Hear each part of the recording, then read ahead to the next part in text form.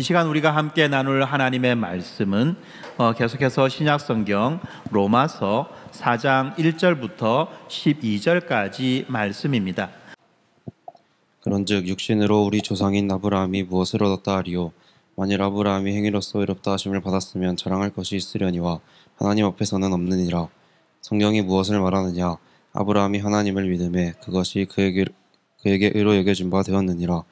이라는 자에게는 그 삭시 은혜로 여겨지지 아니하고 봇으로 여겨지거니와 이를 아니할지라도 경건하지 아니한 자를 의롭다 하시는 이를 믿는 자에게는 그의 믿음을 의로 여기시나니, 이런 것이 없이 하나님께 의로 여기심을 받는 사람의 복에 대하여 다윗이 말한 바, 불법이 사함을 받고 죄가 가려짐을 받는 사람들은 복이 있고 주께서 그 죄를 인정하지 아니하실 사람은 복이 있도다 함과 같으니라.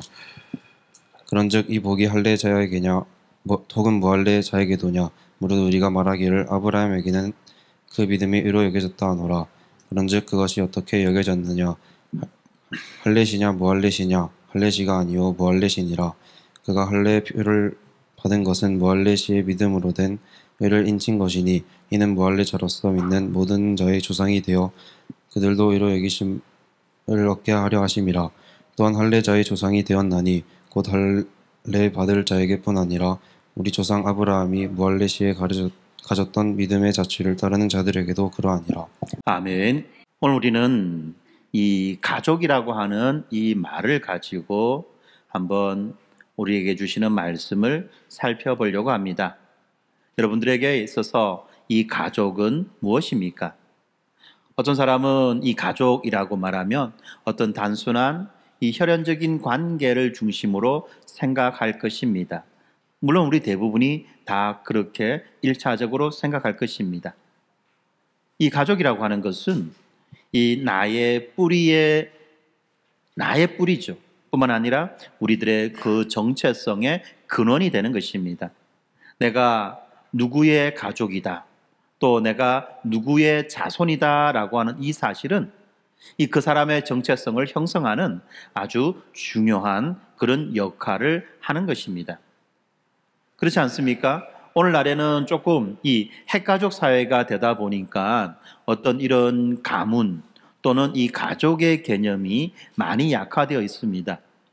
그래서 예전에는 내가 어떤 성씨이며, 예를 들면 내가 어떤 김씨이며 무슨 공파의 무슨 파의 몇 대 손입니다. 내 학렬은 누구고 우리 위의 학렬은 뭐며 내 밑에 학렬은 무엇입니다. 이런 식으로 해서 자기의 신분을 드러내는 어떤 이런 일들이 참 많이 있었습니다. 그런데 오늘날에는 점점점 어떤 이런 경향들은 많이 사라져 가는데요. 그런데 또 그 반면에 어떻습니까?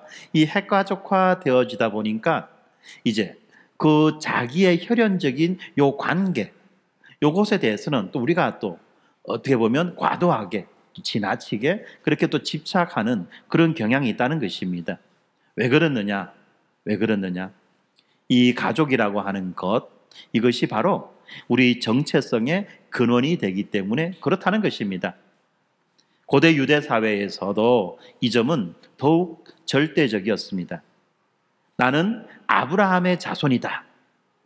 이 내가 아브라함의 자손이다라는 이 정체성은 그 무엇과도 바꿀 수 없는 그들의 영적인 자부심이자 또한 이 구원의 보증 수표였습니다.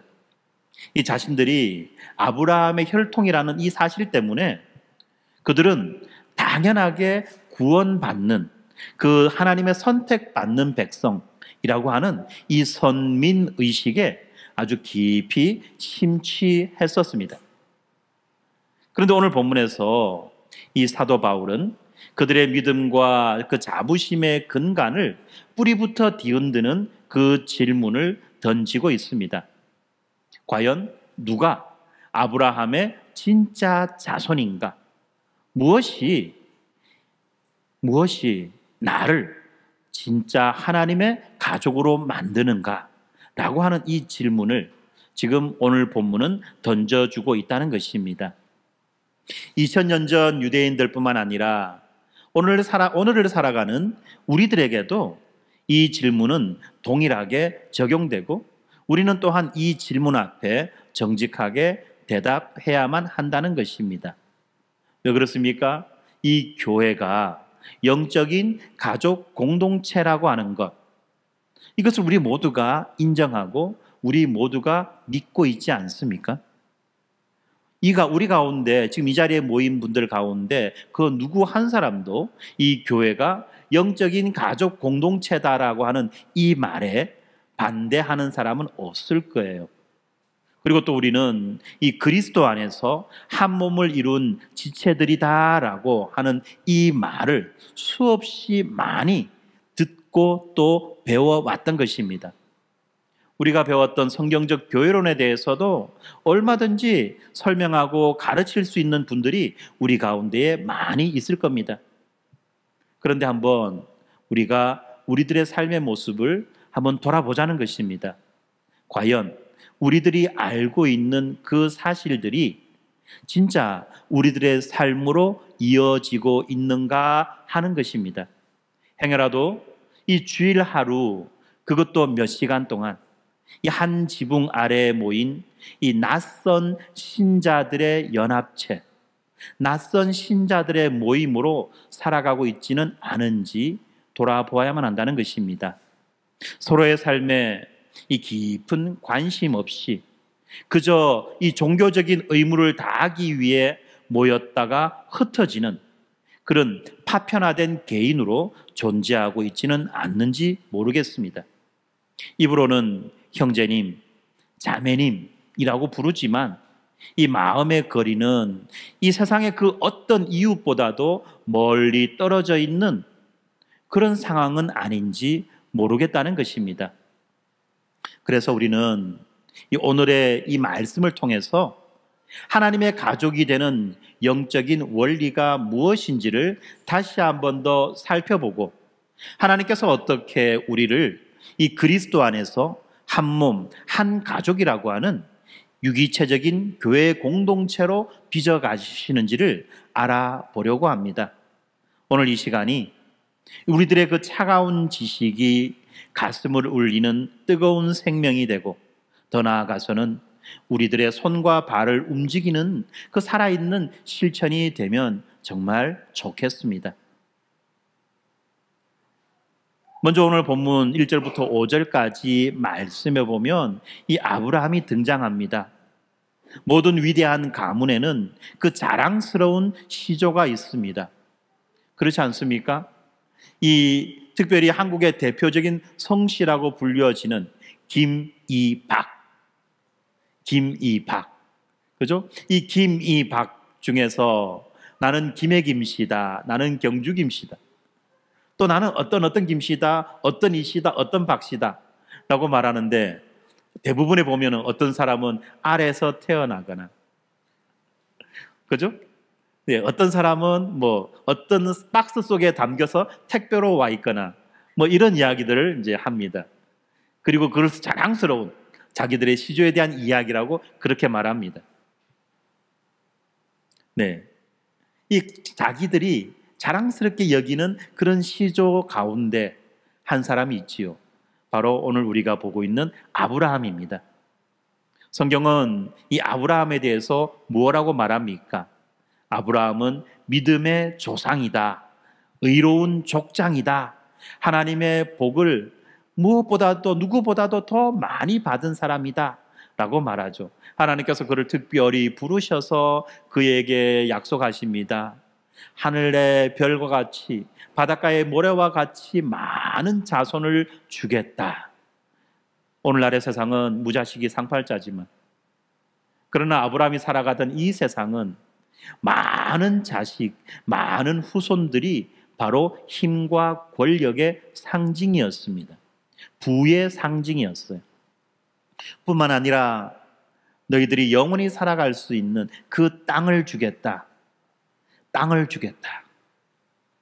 예, 땅을 주겠다는 말은 무슨 말입니까? 오늘날의 개념으로 따지면 요즘 또 막 서울 쪽에는 집값이 난리가 아니죠?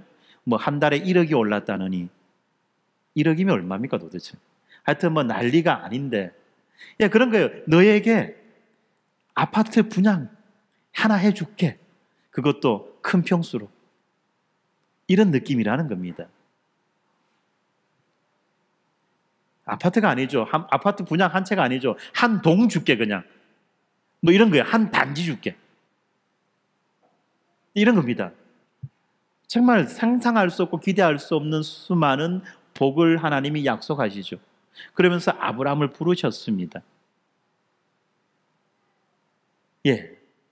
그래서 유대인들은 자신들이 이렇게 위대한 아브라함의 혈통을 물려받았으며 이 율법의 행위를 통해서는 그들이 또 이 아브라함처럼 의롭게 되어서 아브라함이 받았던 그 모든 복들을 받아 누릴 수 있게 된다라고 그렇게 아브라함을 믿었던 자들인 것입니다.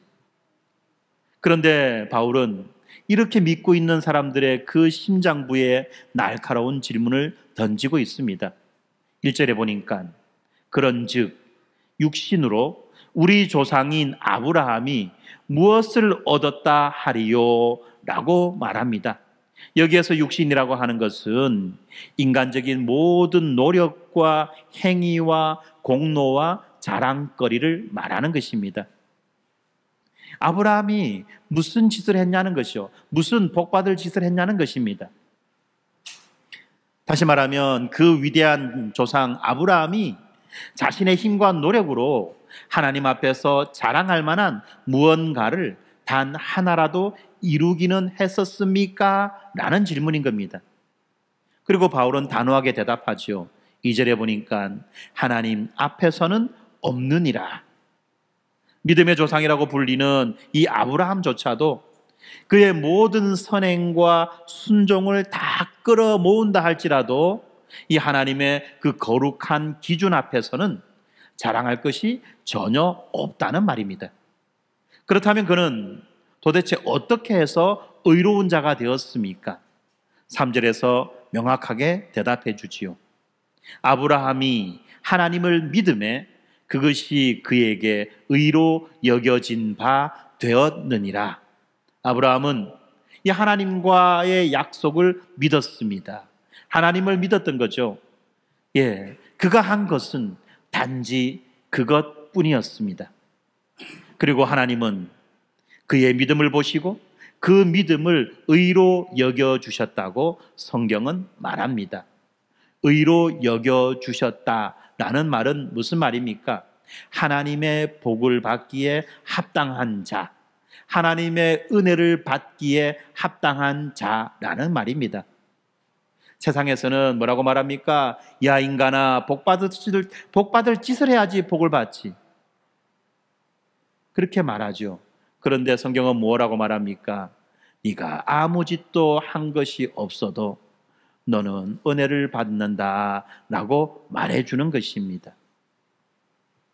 네, 특별히 여기서 우리가 관심 있게 여겨봐야 되는 것은 바로 의로 여겨주셨다는 말입니다. 여겨주셨다. 이 여겨주셨다는 이 말이 헬라어로는요 로기조마인데요. 로기조마이. 예, 이것은 어떤 의미냐면 회계장부에 무언가를 이체하여 기입해 주는 거예요. 회계장부가 나오니까 약간 또 머리가 아파집니다. 그래서 쉽게 말하면 이런 겁니다. 아브라함 자신의 통장은 텅 비어 있는 통장이었어요. 텅 비어 있는 이 통장에다가 하나님의 은혜로 이 의라고 하는 거액의 금액을 계좌이체 시켜준 거예요. 하나님의 그 의라고 하는 그 어마어마한 선물을 그에게 그냥 계좌이체 시켜준 겁니다. 전가시켜준 거예요. 그가 무엇을 해서가 아니라 무언가 큰 일을 했기 때문에 그 일에 대한 대가라 주어진 것이 아니라 아무런 대가 없이 그에게 그냥 이체된 겁니다. 우리의 경험적으로 보면 아무런 대가 없이 그냥 이체된 거는 보이스피싱이죠. 대포통장 보이스피싱 해가지고 아니죠. 보이스피싱 한 게 아니죠. 보이스피싱 당해가지고 그죠? 뭐 이렇게 이제 되는 어떤 그런 경우 빼고는 이런 일이 없습니다. 그런데 하나님께서는 이 아브라함의 믿음을 그의 의로 여겨주셨다고 말하죠. 하나님께서 이 의라고 하는 어마어마한 이 선물을 그에게 그냥 계좌이체 시켜주셨다는 것입니다. 이것이 바로 하나님의 가족이 되는 첫 번째 원리입니다. 하나님의 가족이 되기 위한 자격은 우리들의 어떤 이력서나 종교적인 열심이 아닙니다. 우리의 스펙이 아니라는 거예요. 우리의 헌금 액수도 아니고 우리의 봉사 시간도 아니고 우리가 했던 이 주일 성수의 그 기록도 아니라는 것입니다. 이런 것들이 우리를 하나님의 가족으로 만들어주는 것이 아닙니다. 하나님의 가족이 되는 유일한 근거는 바로 5절에 나와 있듯이 이를 아니할지라도 경건하지 아니한 자를 의롭다 하시는 이를 믿는 믿음입니다. 이를 아니할지라도 경건하지 아니한 자를 의롭다 하시는 이를 믿는 믿음. 무슨 말입니까? 아무런 선행 공로를 세우지 않은 자, 아무런 공적이 없는 자, 그런 자지만 그런 자에게 은혜를 베풀어 주신다는 것을 믿는 그 믿음. 하나님은 그런 자들에게도 은혜를 베풀어 주신다는 것을 믿는 그 믿음, 바로 이 믿음이 하나님의 가족이 되는 유일한 근거인 것입니다. 우리 모두는 경건하지 아니한 자였습니다. 그 누구도 스스로의 힘으로는 이 하나님 가족의 일원이 되는 것이 아닙니다. 그런데 오늘날에도 여전히 자기의 힘과 노력과 애씀으로 내가 무언가를 해가지고 하나님의 가족이 되어야지라고 생각하는 사람이 있다 한다면 그것은 스스로를 괴롭게 만드는 일이요 뿐만 아니라 타인을 힘들게 만드는 일이라는 것을 알아야만 합니다. 우리 스스로의 힘으로 이 가족의 일원이 되지 못합니다. 그렇지만 그런 우리를 의롭다고 선언해 주시는 하나님의 은혜를 믿음으로 받아들일 때, 이 은혜를 믿음으로 받아들일 때 우리는 비로소 한 가족이 되는 것입니다.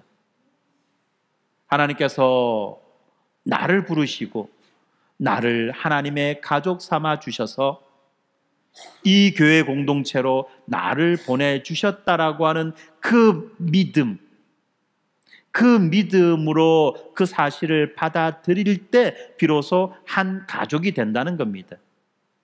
그렇지 않습니까? 우리가 어머니 뱃속에서 태어나는 그 순간 기억하는 사람 아무도 없어요. 그렇지 않나요? 그분이 내 어머니라고 하니까 내 어머니라고 믿고 평생을 그렇게 살아오지. 진짜인지 가짜인지 확인하려고 DNA 검사하고 막 뭐 이렇게 한 사람 있습니까? 만약에 이 사람이 내 엄마인지 내 부모인지 또는 이 애가 내 자식인지를 알기 위해서 DNA 검사하는 사람이 있다면 그 사람은 무언가 분명히 어떤 특수한 상황 속에 놓인 자입니다. 그렇지 않나요? 그렇지 않고 대부분의 사람들은 열의 9은 뭡니까? 그냥 믿어요. 그냥 받아들여요. 엄마라니까 엄마지. 그렇지 않습니까? 내 자식이라니까 자식이지. 내 형이라니까 형이지. 내 동생이라고 하니까 동생이지. 그냥 받아들이고 어떻게 합니까? 그렇게 살아가지요. 꼭 그것을 맞는지 안 맞는지 의학적으로 검증하고 증명해가지고 하는 사람은 없다는 것입니다. 만약에 그렇게 한다면 그것은 아주 특수한 상황이라는 겁니다. 배우자의 바람이 의심이 되거나 뭐 이런 거 말입니다. 그죠? 그런 사실이 아니라면, 그런 상황이 아니라면 다 그냥 믿음으로 받아들이고 그렇게 살아가는 거예요. 그게 내 자식이고 그게 내 부모예요. 그러다 보니까 한 번씩 어떤 일이 일어납니까? 병원에서 애가 바뀌었다. 애가 바뀌었다는 황당한 일도 일어나지 않습니까?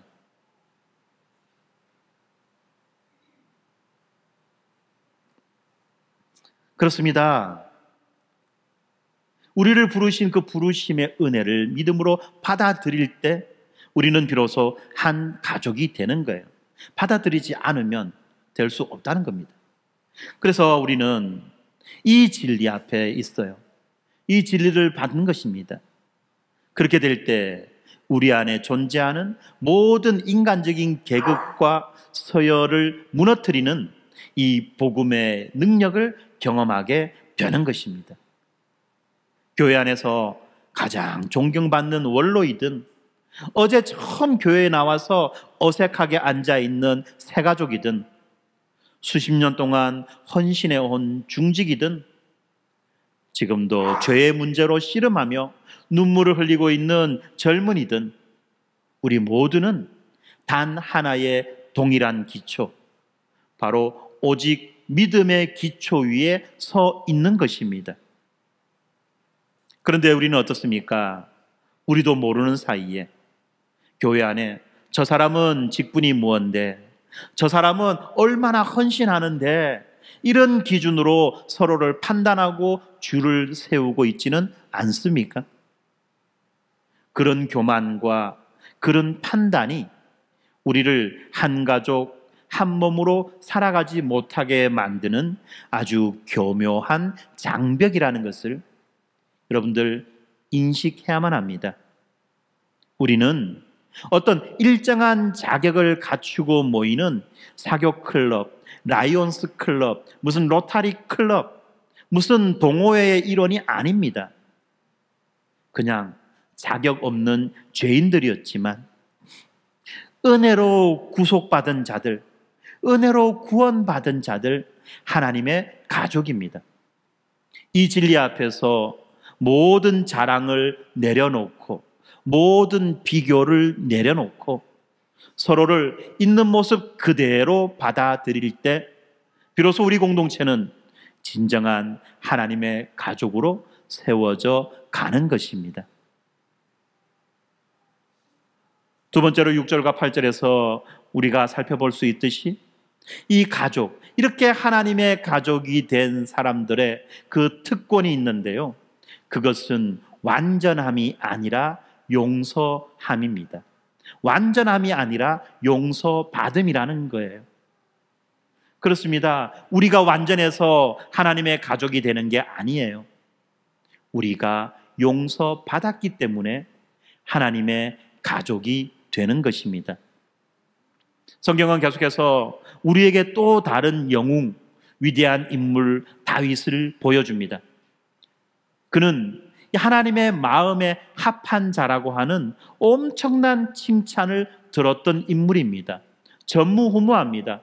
하나님의 마음을 시원하게 한 자다 라고 하는 이러한 평가를 받은 자는 다윗 이외에는 없다는 거예요. 그런데 이런 다윗이 동시에 어떤 자입니까? 그의 충성스러운 그 부하의 아내를 범합니다. 성범죄를 저질러요. 그리고 그가 저질렀던 그 성범죄를 덮기 위해서 그 여인의 남편, 자기에게 충성하는 그 충성스러운 그 부하를 죽음으로 내몰았던 그런 살인 교사의 범죄를 저질렀던 자입니다. 여러분, 만약에 이 하나님의 가족이 완벽한 사람들만 모이는 곳이라고 한다면 다윗은 어떻습니까? 그 즉시 자격을 박탈당해야 마땅하다는 것입니다. 그 즉시 탄핵받아야 마땅한 자라는 것입니다. 그런데 어떻습니까? 이 다윗이 인생의 밑바닥으로 떨어졌을 때, 그때 비로소 그에게 가장 큰 복, 바로 하나님의 가족이 누리는 그 최고의 복이 주어졌습니다. 그것이 무엇입니까? 용서받음의 복이라는 것입니다. 6절과 7절이 이렇게 말합니다. 이러한 것이 없이 하나님께 의로 여기심을 받는 사람의 복에 대하여 다윗이 말한 바, 불법이 사함을 받고 죄가 가려짐을 받는 사람은 복이 있고라고 말하죠. 무슨 말입니까? 어떤 공을 세우지 않아도, 어떤 업적을 세우지 않아도 하나님이 그를 받아주신 사람, 하나님의 그의 구원의 은혜를 베풀어 주신 사람, 이 사람들이 받는 복이라는 겁니다. 이 복에 대해서 다윗이 뭐라고 말합니까? 불법이 사함을 받고 죄가 가려짐을 받는 사람들, 무슨 말입니까?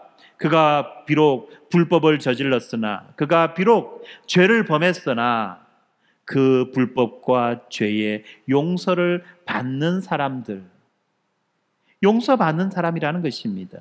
죄가 없어서 의인이 아니라 용서를 받아서 의인이 되어지는 사람이 그 복이 있는 사람이다라고 말하는 것입니다. 다윗에게 주어진 인생 최고의 복이 여러분 무엇이라 생각하십니까?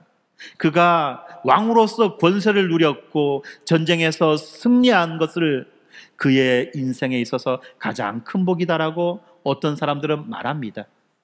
그가 누리던 그 권세와 영광을 보고 그가 복받았다라고 그렇게 말합니다.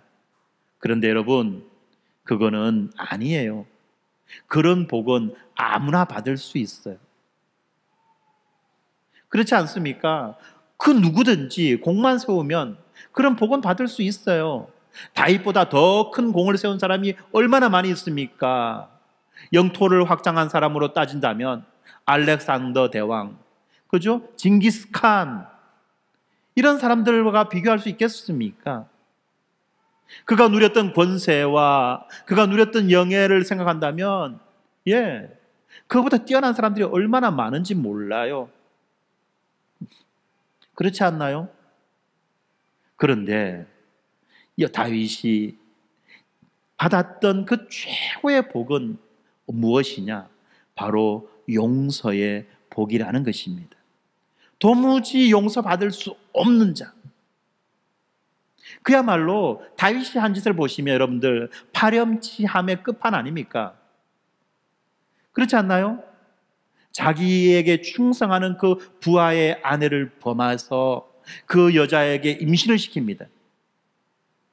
그리고 그 사실을 감추기 위해서 자기에게 충성하고 있으며 지금 전쟁터에서 자기를 지키기 위하여, 그 나라를 지키기 위하여 목숨 걸고 싸우는 그 장수를 죽음의 자리로 내어모는, 무엇 때문에? 자기의 죄를 가리기 위해서, 순간의 쪽팔림을 면하기 위해서 그렇게 어마어마한 짓을 저지르는 그런 자를 과연 제대로 된 왕이다라고 말할 수 있겠냐는 것입니다. 그런 자에게 베풀어졌던 그 하나님의 용서, 이것보다 더 큰 복이 어디 있겠습니까? 여러분들은 어떤 복을 기대하십니까? 무엇을 받기 원하십니까? 자신의 추악한 불법이 용서받고 자신의 더러운 죄가 가리움을 받는 것, 다시 말하면 주께서 그 죄를 인정하지 아니하실 사람이 되는 것, 이것이야말로 가장 큰 복이 아니겠습니까? 바로 이것이 하나님의 가족이 되는 두 번째 원리입니다. 하나님의 가족은 흠이 없는 사람, 완전한 사람, 거룩한 사람, 흔히들 말하는 그 세인트, 성자죠. 그런 사람들이 아닌 것입니다. 내가 흠이 없어서, 내가 완전해서, 내가 거룩해서 하나님의 가족이 되는 것이 아니라 오히려 상처 입고 병든 죄인이었지만 하나님의 은혜로 고침을 받은 자들, 바로 그러한 자들이 하나님의 가족이라는 것입니다. 사도 바울은 그런 자들을 그리스도의 몸이다라고 설명합니다. 하나님은, 이 사도 바울은 그런 자들이 모인 그 교회를 그리스도의 몸이다라고 그렇게 말해주고 있어요. 그래서 여러분 한번 생각해 봅시다. 몸의 한 지체가 상처를 입고 병이 듭니다. 그러면 어떻습니까? 건강한 몸은 즉시 그 지체를 잘라냅니까? 잘라내지 않죠. 이렇게 잘라내는 거는 뭡니까? 불가사리 아니면 지렁이 뭐 이런 것들입니다. 도마뱀, 도룡뇽 뭐 이런 것들이에요. 오히려 온몸의 에너지를 집중해서 그 상처를 싸매고 병든 곳을 치유하고 더러워진 것을 씻어내며 그 지체가 다시 회복되도록 돕는 것, 이것이 바로 유기체적인 생명 공동체의 특징입니다. 그런데 우리의 모습은 어떻습니까? 우리는 교회 안에서 서로에게 완벽함을 기대합니다. 뿐만 아니라 자신의 완벽함을 드러내려고 합니다. 그러나 여러분, 이거는 뭡니까? 교회가 아니에요. 사회예요.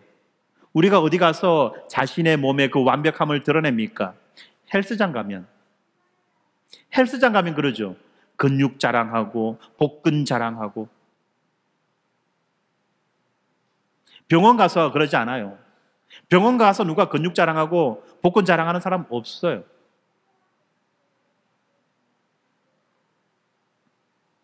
그런데 교회 안에서는 어떻습니까? 자신의 완벽함을 드러내고 완벽함을 자랑합니다. 다른 사람에게 내가 얼마나 완벽한 사람인지를 보여주려고 포장하고 위장하고 애를 씁니다. 그러니까 피곤하지. 그러니까 인생이 깝깝하지. 우리 자매가, 우리 형제가 넘어지거나 실수할 때 우리는 어떻게 반응합니까? 그리스도의 몸된 심정으로 함께 아파하며 그의 회복을 돕기보다는 뒤에서 수군거리고 판단하며 선을 긋고 거리를 둔다면 이것은 교회가 아니라 그냥 사회인 것입니다. 교회가 아니에요. 그냥 사회예요. 그런 사람들이 모여서 무언가 활동하는 것은 그냥 사회 활동하는 겁니다.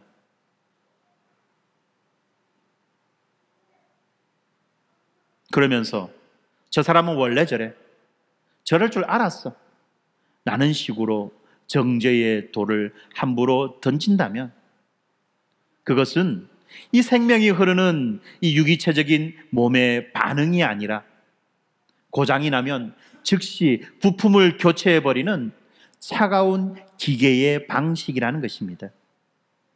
우리가 한 몸, 한 가족으로 살아간다는 것은 이 서로의 연약함을 짊어지고 허물을 사랑으로 덮어주고 또한 이 죄에 빠진 지체를 온유함으로 바로 잡아주는 것입니다. 넘어졌을 때 비난이 아닌 용서가, 실패했을 때 정죄가 아닌 은혜가 기다리고 있는 그 신뢰의 공동체, 바로 그곳이 죄인된 우리가 안식할 수 있는 진정한 하나님의 가족이라는 것입니다. 그리고 이 용서의 은혜가 우리 공동체의 혈관을 타고 흐르게 될 때 우리는 비로소 상처를 치유하고 서로를 세워주는 건강한 그리스도의 몸으로 자라갈 수 있는 것입니다. 이제 바울은 유대인들에게 가장 충격적인 선언을 통해서 하나님의 가족이 얼마나 크고 얼마나 놀라운 공동체인지를 보여줍니다. 9절이 말합니다. 그런즉 이 복이 할례자에게냐 혹은 무할례자에게도냐라고 묻습니다. 다시 말하면 아브라함이 의롭다고 인정받은 것이 그가 할례를 받은 후입니까? 아니면 할례를 받기 전입니까? 라는 그런 질문과 이어지는 내용인데 바울은 명확하게 선언합니다. 그가 할례 받았을 때가 아니라 할례 받지 않았을 때다라고 말합니다. 창세기의 기록을 보면 아브라함이 99세에 할례를 받았습니다. 그런데 하나님이 아브라함을 의롭다고 인정하시는 것, 의롭다고 여겨주셨던 것은 그보다 훨씬 이전에 일어났던 사건입니다. 앞에 일어났던 뒤에 일어났던 결과가 중요하지, 목사님 뭐 그런 거 따지십니까? 꼰대스럽게. 아니요, 여러분, 이 순서가 중요합니다. 할례는 유대 민족을 다른 모든 민족과 구별하는 언약의 표시입니다. 뿐만 아니라 그들의 정체성을 상징하는 물리적인 장벽이었습니다. 그런데 이 하나님의 가족의 시작인 아브라함이 그 민족적인 표식 할례를 받기 전에 이미 믿음으로 하나님께 받아들여졌다는 이 사실은 그 장벽을 송두리째 무너뜨리는 강력한 선언이라는 것입니다. 그렇죠. 할례는 구원의 조건이 아닙니다. 할례를 받아야지만이 하나님의 백성이 된다, 할례를 받아야지만이 구원받은 자가 된다는 것이 아니라는 것입니다. 그것은 단지 무할례 시에 믿음으로 된 의를 인치는 표. 말이 어렵습니다. 막 무할례, 의, 인친다, 표다, 말이 어렵죠. 무슨 말이냐? 이미 받은 구원을 확증하는 도장에 불과하다는 것입니다. 도장 받았기 때문에, 도장 찍었기 때문에 구원받은 것이 아니라 이미 구원받았다는 사실을 도장으로 확증해 주는 것이라는 겁니다. 아브라함은 혈통적인 유대인만의 조상이 아닙니다. 할례를 받지 않은 이방인, 다시 말하면 온 세상 모든 민족 가운데에서 그와 같은 믿음을 가진 모든 사람의 영적인 아버지가 된 것입니다. 하나님의 새로운 가족은 혈통과 국적과 인종과 문화를 초월하는 우주적인 공동체입니다. 단 한 가지가 분명하죠. 무엇입니까? 믿음입니다. 믿음으로 하나님의 가족이 된 것입니다. 그가 할례 받아서 하나님의 가족이 된 것이 아니라는 것입니다.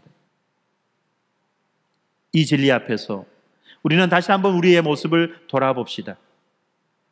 우리는 정말 타인을 내 가족으로 받아들이는, 하나님의 가족으로 인정하는 그런 삶을 살아가고 있냐는 것입니다.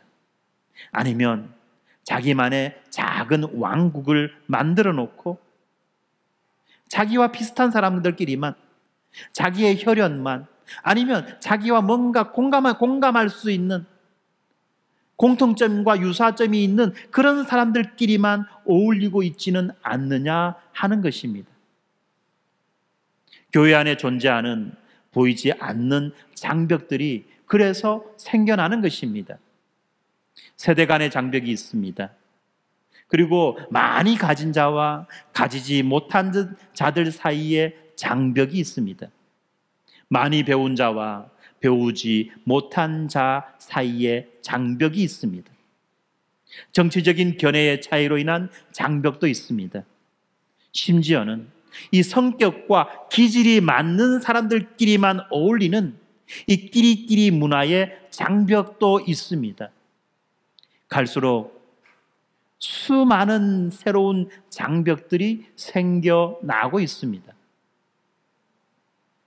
그런데 이런 장벽들이 우리를 한 몸, 한 가족으로 살지 못하게 가로막고 있습니다. 고린도전서 12장을 보면 바울은 이 그리스도의 몸이 결코 획일적인 공동체가 아니라는 것을 보여줍니다. 우리 몸에는 눈도 있습니다. 귀도 있습니다. 손도 있고 발도 있습니다. 그래서 우리가 아기들한테 뭐 하죠? 눈 어디 있어? 코 어디 있어? 귀 어디 있어? 입 어디 있어? 물어보는 거예요. 확인시켜 주는 겁니다. 그렇지 않나요? 각양의 모양과 기능과 역할이 다 달라요.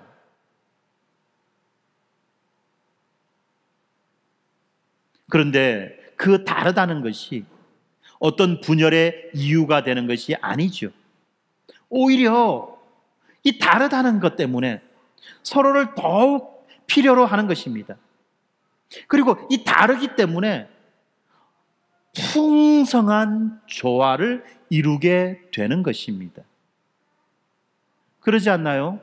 세상의 모든 색깔이 빨강색이면, 세상의 모든 색깔이 파랑색이면 참 얼마나 심심하겠습니까? 세상의 모든 색깔이 흰색이거나 모든 색깔이 까만색이라면 참 그렇지 않습니까? 그런데 세상은 어떻습니까? 섞여서 빨주노초, 파남보, 보랏빛깔 무지개가 나온다는 것입니다. 그렇습니다. 교회는 바로 그런 곳입니다.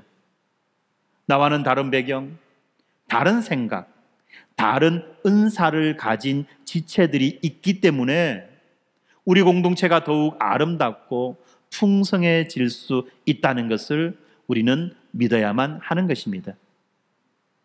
에베소서 2장 14절이 이렇게 말씀합니다. 그는 우리의 화평이신지라 둘로 하나를 만드사 원수된 것 곧 중간에 막힌 담을 자기 육체로 허시고 라고 말씀합니다. 그리스도께서 자신의 몸을 찢어서 허물어 주신 그 담을 행여라도 우리가 다시 쌓아 올리는 그런 어리석음을 범해서는 안 되는 것입니다.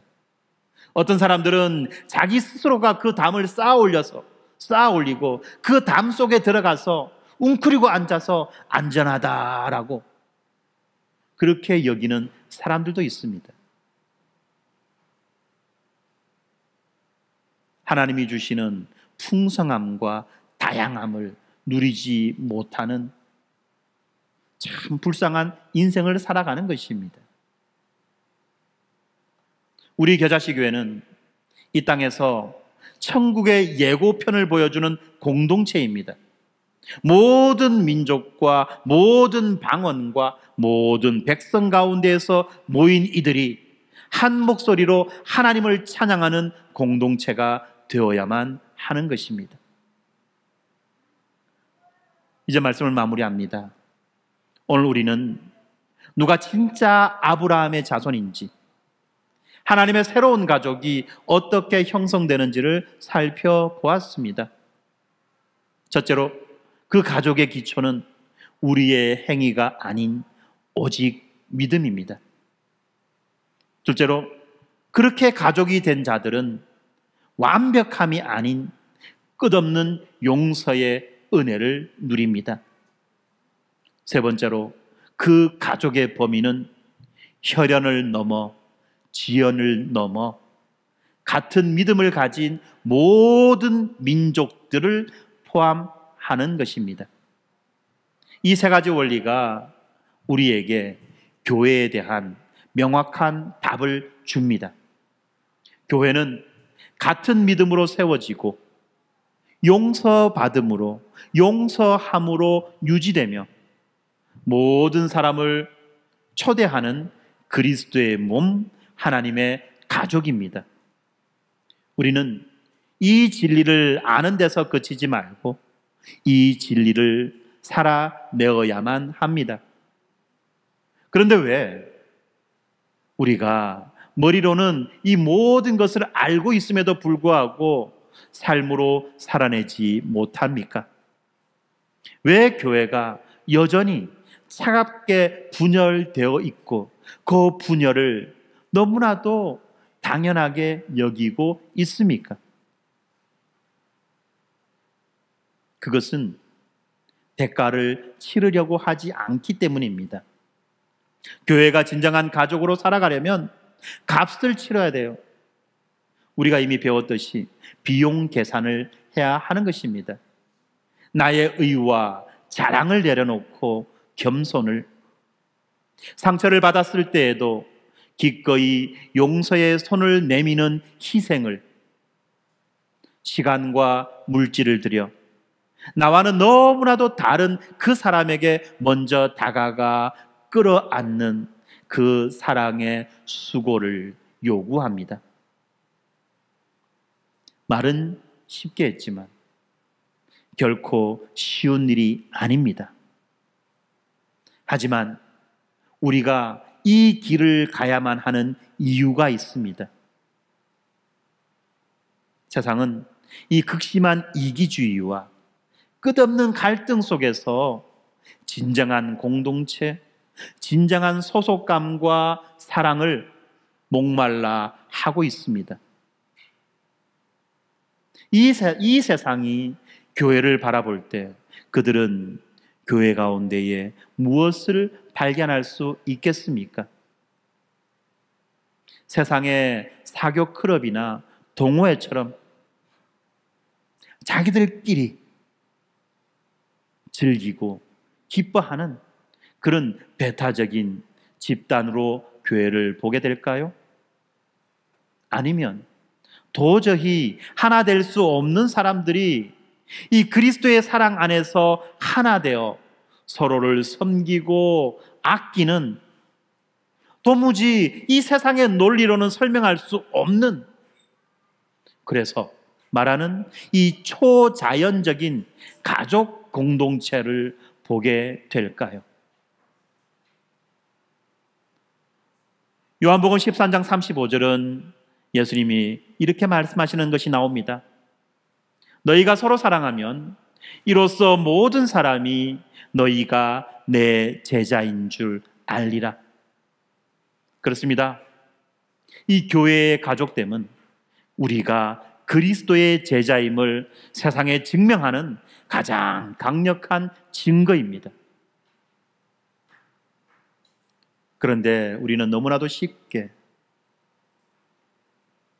이 교회의 본질을 놓쳐버리고 자신의 편리함, 자신의 편안함만을 추구하는 그런 경향을 가지고 있습니다.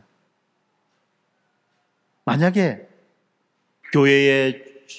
교회가 그런 경향에 휩싸이게 된다면 교회는 더 이상 교회가 아니라 사회인 것입니다. 사회에서는 얼마든지 그럴 수 있어요. 끼리끼리 모일 수 있고 통하는 사람들끼리 만날 수 있고 그것이 전혀 문제되지 않아요. 그런데 교회는 우리가 말하지 않았습니까? 가족이라고요. 가족입니다. 가족이 뭡니까? 가족이 뭐예요? 맞지 않아도 인정하고 받아들이는 게 가족 아닙니까? 그렇지 않습니까? 맞지 않아도 인정하고 받아들이는 게 가족이에요. 내 몸으로 낳았지만 저기 내 새끼라고 참 깝깝할 때도 많고, 좋다고 그래 만났지만 살다 보니까 나에게 두 번 내 기회가 주어진다면 다시는 이런 선택하지 않을 거야. 이런 사람들과 우리가 살고 있지 않습니까? 그렇지 않나요?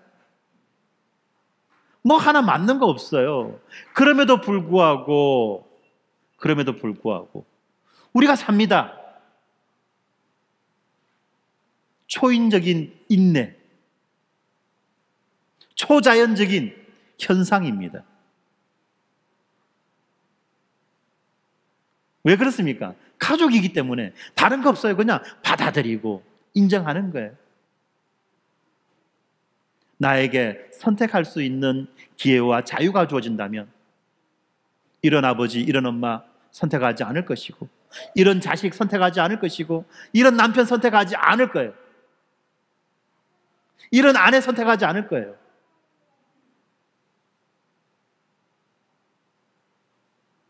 그렇지 않나요? 그렇지만 우리는 그냥 받아들이는 겁니다. 그리고 살아가는 겁니다.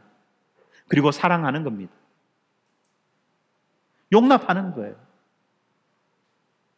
초자연적인 공동체죠.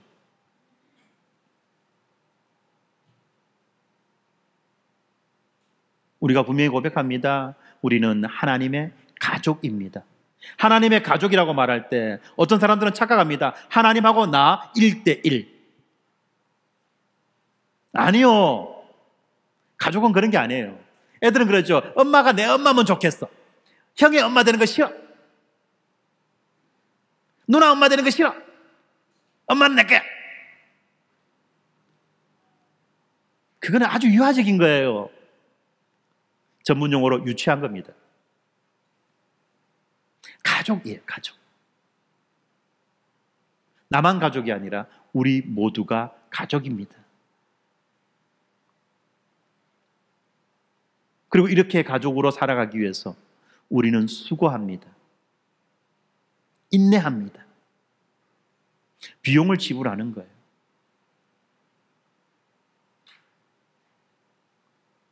성도 여러분, 오늘 들은 이 말씀을 우리가 가슴에 품고 이 한 주간 구체적인 삶의 실천으로 나아가 봅시다. 이번 한 주 우리 교회 안에서 나와 가장 다르다고 생각했던 그 지체에게 먼저 다가가 따뜻한 인사를 건네보지 않겠습니까? 남몰래 아파하며 힘겨워하는 지체의 이름을 위해 그의 이름을 불러가며 기도하고 작은 격려의 메시지를 보내주는 것은 어떻겠습니까? 누군가의 연약함과 실수를 보았을 때 그를 판단하는 그 혀를 제어하고 긍휼의 마음으로 덮어주기로 결단해 보는 것도 나쁘지 않을 것 같습니다. 이렇게 우리의 작은 순종 하나하나가 모일 때 우리 교회는 생명이 약동하는 살아있는 그리스도의 몸, 하나님 나라의 온기를 품은 이 따뜻한 그 가족 공동체로 세상 속에서 우뚝 서게 될 것입니다. 아멘. 이런 한 주간을 우리가 살아보면 좋겠습니다. 기도하겠습니다. 하나님 아버지, 오늘 말씀을 통해서 우리를 하나님의 새로운 가족으로 그리스도의 한 몸으로 불러주신 그 놀라운 은혜를 다시 한번 깨닫게 해주셔서 감사합니다. 행위가 아닌 믿음으로, 완벽함이 아닌 용서로 모든 민족을 품는 가족으로 살라고 우리를 부르셨음을 이 시간 고백합니다. 주님, 우리가 이 진리를 머리로만 아는 자가 되지 않게 하시고 삶으로 살아내는 자들이 되게 하여 주시옵소서. 우리 안에 있는 교만과 판단의 담을 허물어 주시고 서로의 다름을 끌어안는 넓은 마음을 주시옵소서. 용서하기 힘든 지체를 용서할 수 있는 은혜를 부어주시고 사랑하기 어려운 지체까지도 사랑할 수 있는 주님의 마음을 우리에게 허락하여 주시옵소서. 우리 교회가 이 세상 속에서 상처받고 지친 영혼들이 찾아와 참된 안식과 사랑을 경험하는 영적인 가정, 살아계신 하나님의 영광을 드러내는 거룩한 공동체가 되게 하여 주시옵소서. 우리 주 예수 그리스도의 이름으로 기도드립니다. 아멘.